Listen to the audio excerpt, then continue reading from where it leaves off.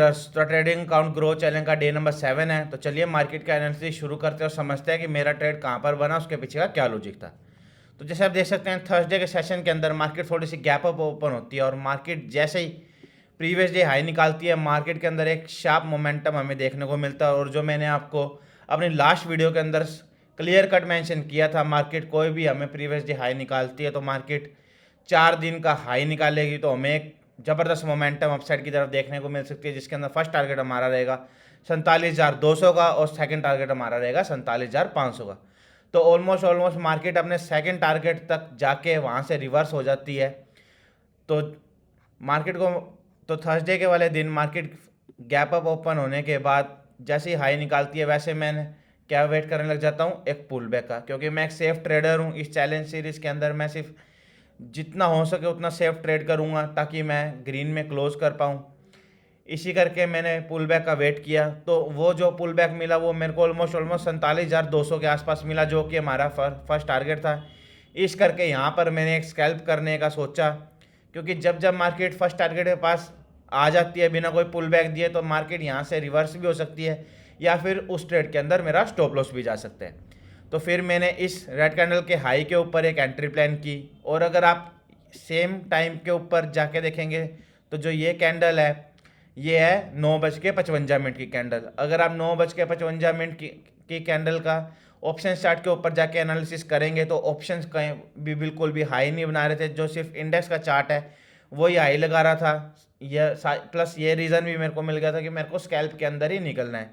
और साथ में 31 मार्च वाले दिन जो मार्केट है वो ओपन नहीं है, इस करके जो इंडेक्स के अंदर रीबैलेंसिंग होनी थी वो भी उसी दिन हुई, जिस करके मेरे को पता था कि मार्केट के अंदर कहीं ना कहीं या तो मोमेंटम नहीं रहेगा या फिर एक शार्प मोमेंटर किसी भी साइड कभी भी हो सकता है। इसी करके मैं सिर्फ एक लोट से ट्रेडिंग प्लान करने गया। ये तो कुछ 3-4 रीज़न थे जिस करके मैंने सिर्फ स्कैल्प करने की सोची। तो मैंने इस रेड कैंडल के हाई के ऊपर एंट्री लेनी थी, वो मेरी एंट्री हो जाती है जो ये आप ग्रीन कैंडल देख रहे हैं यहाँ पर। फिर तो मेरे को कन्फर्म ही हो जाता है कि ये ट्रेड के अंदर मेरे को स्कैल्प ही लेना। तो जब एंट्री मेरी यहाँ पर हो जाती है तो मेरे को एक लोट से जाता हूँ, मेरे को 20 पॉइंट का मोमेंटम दिखता है मेरे ऑप्शंस के अंदर। इस करके मैं उसको एग्जिट कर देता हूँ और मैं सिर्फ उसके अंदर 20 पॉइंट का ही जो स्टॉप लॉस होता है वो लेके चलता हूँ।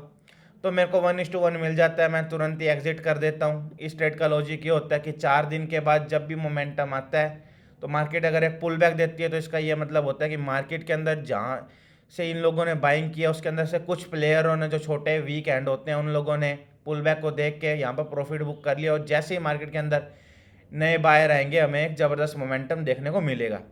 जो एंट्री यहाँ होनी थी वो एंट्री मेरी इस ग्रीन कैंडल के हाई के ऊपर, इस ग्रीन कैंडल के अंदर हो गई, जिस करके मैं उस स्कैल्प के अंदर निकलना पड़ा। फर्स्ट ट्रेड मेरा प्रॉफिटेबल हो गया था। उसके बाद अगर आप ऑप्शन चार्ट देखोगे तो मार्केट के अंदर जैसे ये रेड कैंडल आ रही थी, मार्केट इतनी ज़्यादा मेल्ट हो रहे थे ऑप्शन, वो आपको चार्ट पर देखने को मिल ही जाएगा। तो मैं बार बार मेरे को लग रहा था कि मार्केट यहाँ से कहीं ना कहीं से रिवर्स जरूर करेगी, क्योंकि जो ऑप्शंस के अंदर है हमें वियर्ड सा बिहेवियर देखने को मिल रहा था। तो मैं बार बार एक बियरिश एनगल्फिंग कैंडल का वेट कर रहा था, साथ में एक पुल बैक का भी वेट कर रहा था। तो बियरिश एनगल्फिंग कैंडल तो मेरे को यहाँ पर ही मिल गई थी जहाँ पर मैंने फर्स्ट ट्रेड लिया था, बट पुल बैक के आने के बाद उसका जो स्विंग लो है वो कभी ब्रेक ही नहीं हुआ। तो वापस से ध्यान से देखिए मार्केट कहाँ पर बियरिश एनगल्फिंग कैंडल बनाती है, वो बनाती है यहाँ पर।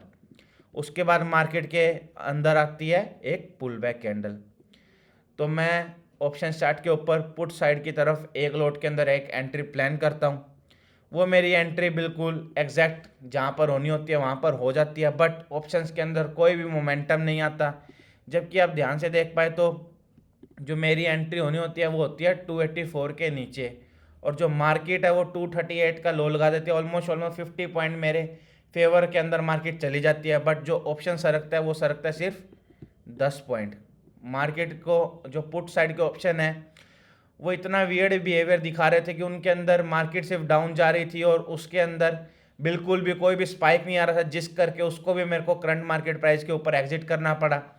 तो ये भी मेरा स्कैल्प हो गया। उसके बाद मार्केट के अंदर मैंने आप लोगों को एक ट्रेड दिया था, वो मेरा लॉजिक था डे हाई का ब्रेकआउट यहाँ पर था। जो ये सेकंड ट्रेड का मेरा लॉजिक था वो तो था कि बीरेश एनगल्फिंग डे हाई से बाय ट्रैप, पर बाय ट्रैप भी हुए, बट इतना अच्छा कोई खास हमें मोमेंटम देखने को नहीं मिला। मार्केट स्लो एंड स्टडी नीचे आती गई, जिस करके ऑप्शंस के अंदर प्रीमियम मेल्ट होता गया, थेटा डीके होता गया। उसके बाद जब मार्केट ने वापस से अपना डे आई तोड़ा तो मैंने आपको एक ट्रेड प्लान करके दिया।